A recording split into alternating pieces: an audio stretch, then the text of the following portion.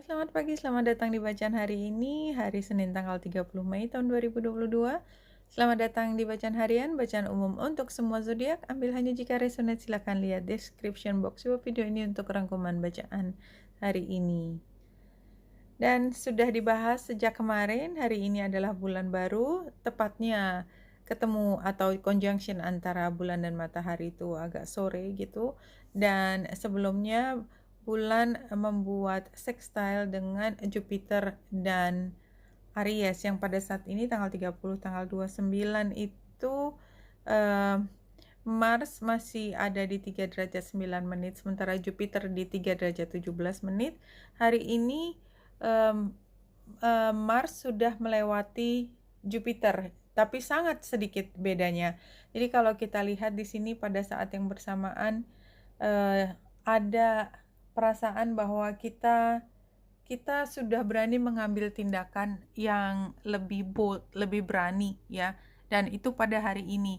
Somehow itu yang kita rasakan, dan bentuk dari keberanian kita itu adalah mengungkapkan apa adanya. Jadi kayak kalau tadinya kita ragu-ragu mengatakan sesuatu, dan sesuatu yang penting karena ini bulan baru di Gemini, dan baru saja melewati North Node, biasanya prosesnya juga cukup panjang ketika kita lebih paham tentang diri kita, apalagi Merkurius sudah station setelah retrograde. Jadi kita punya waktu sekitar 1 bulan untuk menyelami tentang diri kita sendiri. Buat beberapa adalah tentang pilihan hati. Misalnya dalam pekerjaan, ya ketika merasa bahwa tadinya kayaknya apa aja bisa. Enggak deng, aku lebih suka yang ini. Oh enggak juga deng, kalau gini juga masih bisa bolak-balik gitu ya. Jadi itu salah satu contohnya tentang pekerjaan, tapi tidak harus hanya dengan pekerjaan. Sampai pada satu saat, iya kayaknya ini sudah waktunya saya membuat perubahan. Jadi, dan ketika keputusan hati itu sudah mulai bulat keputusannya, maka lebih lantang mengatakan, iya nanti aku yang kerjain, misalnya seperti itu. Iya saya bersedia untuk mulai bekerja di sini. Oh iya saya bersedia untuk menjadi pasanganmu, something like that. Atau saya bersedia untuk tie the knot, misalnya seperti itu. Jadi hal-hal seperti itu penting, dan ini diungkapkan secara verbal. Jadi bentuk dari keberanian itu diungkapkan verbal, bisa langsung kepada yang bersangkutan. Mungkin yang lebih banyak sekarang adalah posting di sosial media, ya media sosial, bahwa saya udah berani menunjukkan sisi diri saya atau keputusan saya ke dunia, something like that. Itu yang terlihat di sini. Kalau dari Lenormandnya, iya. Jadi ketika keputusan itu sudah ada, maka mendalami satu hal kreasi. Jadi kan kayak misalnya kalau saya belum jadian kan, saya masih maju mundur kan, nothing happens gitu ya. Kalau misalnya udah jadian, maka rencana berikutnya udah bisa jalan. Nah, kalau rencana berikutnya itu kalau sekarang belum ada kesediaan, maka kita kan masih ngambang. Ya, kalau aku mau sih, ya nanti kita lihat lagi. Enggak, sekarang karena udah ada ketetapan, makanya sudah bisa dibuat rencana lebih detailnya. But somehow kayak kesandung ya, karena sebelah kanan ada pecutnya. Dan kalau saya lihat di sini, kenapa sih ada hal yang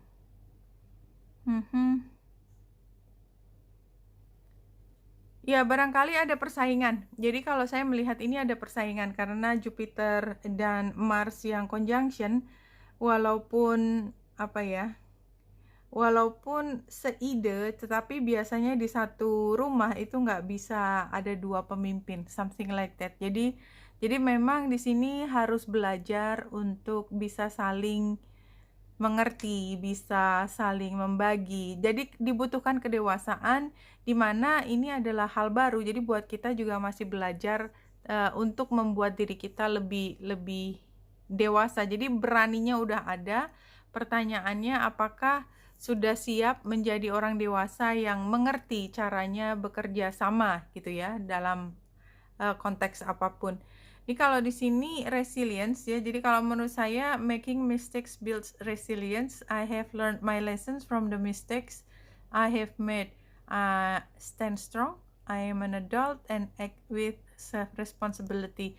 Jadi seperti yang tadi saya sampaikan, ke depan ketika kita sudah mengambil keputusan terbuka untuk satu hal yang penting, tetapi kita juga terbuka untuk belajar banyak. Artinya, kita akan membuat kesalahan sepanjang jalan dan mudah-mudahan tidak ada kesalahan yang besar, di mana dari situ kita belajar untuk menjadi lebih dewasa. Ini very clear. Dan kenapa kita harus belajar dari kesalahan? Jadi kita mengambil keputusan yang nggak mudah, kita tahu tantangannya banyak, tetapi kita bisa belajar banyak dan menjadi tumbuh lebih dewasa di sini. Ya, kalau pertanyaan siapa orang yang ingin menjadi tambah dewasa, ya ada nggak orang yang masih tetap mau begini? Misalnya kita mau punya pasangan gitu ya, kita tahu bahwa punya pasangan itu artinya ceritanya beda sama sekali, nggak ada yang ringan, semuanya penuh tanggung jawab. Tapi saya juga nggak mau kalau nggak jadian, misalnya seperti itu. Jadi akhirnya demi rasa cinta saya yang besar itu, saya lebih baik memilih hal yang saya inginkan, tetapi saya tahu bahwa itu adalah tanggung jawab yang besar. Ini very clear di sini.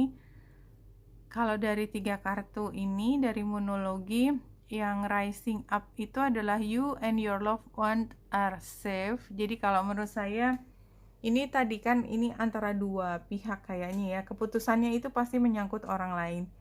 Ya, ada kekhawatiran bahwa keputusan ini akan mengakibatkan hal yang tidak baik gitu, atau berakibat sesuatu yang mengkhawatirkan.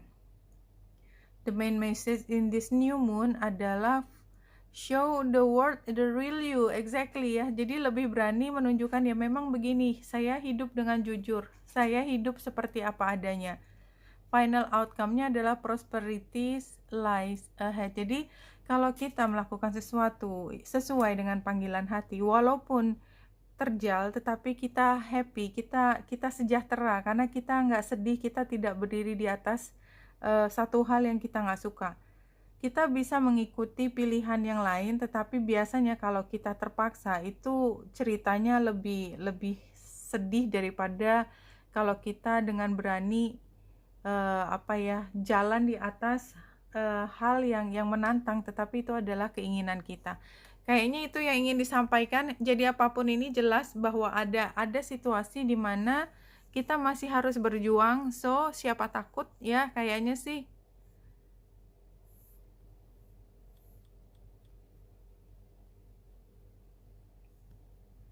Oke, kayaknya ini energinya beda sama sekali dengan yang tadi saya cerita. Jadi kalau dari sini saya lihat yang belakang, clinging to something hopeless, ya. Jadi ini kan kebalikan yang saya bilang tadi ya. Dan mungkin ini kalau di persentase lebih banyak yang demikian. Jadinya tahu bahwa melakukan sesuatu. Jadi kayak ada lagu ya yang saya seperti pakai kaos kaki, di dalamnya ada kerikil gitu ya.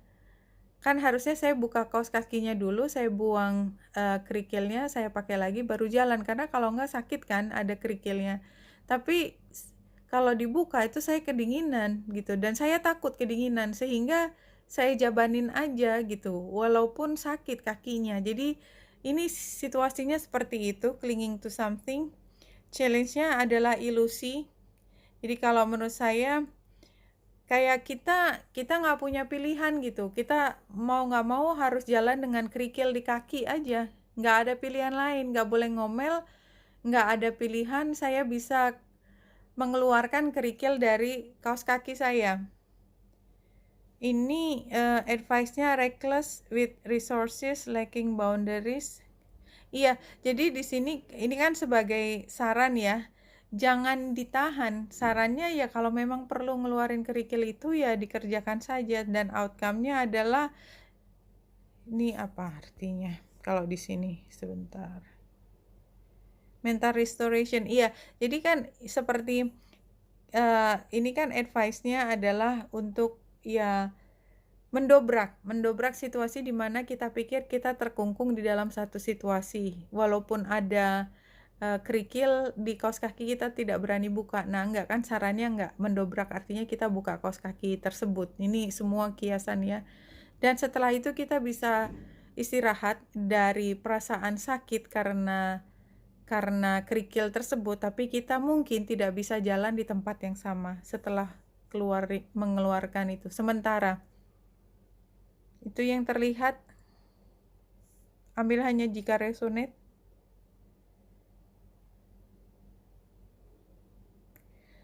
Dan bacaan ini ditutup dengan any teachers who encourage or coerce you to rely on them at the cost of denying your own inner wisdom or your own path are false teachers. Jadi exactly tadi cerita panjang lebarnya adalah kita mengenali apa yang menjadi diri kita. Kadang-kadang kita ingin melakukan sesuatu untuk orang lain yang sebenarnya bertentangan dengan apa yang kita inginkan. Dan kita berpikir kalau kita menolak artinya kita tidak berterima kasih, tidak berbakti or something like that. Tetapi berapa lama kita udah deny itu, sudah mengenyampingkan diri kita. Biasanya sampai pada waktu tertentu. Ini bukan hari pertama sepertinya. Ketika kita sudah belajar panjang bahwa ternyata saya melakukan semua itu dengan terpaksa, atau saya melakukan sesuatu walaupun saya sangat ingin berbakti, tetapi itu bukan saya nggak bisa dipaksa lagi, kayak gitu ya.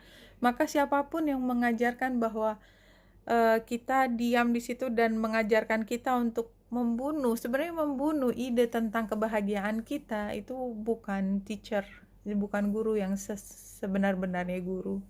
Tulisannya demikian. Oke, Wanita Indra saya di sini, semoga membantu. Salam hati dan cahaya.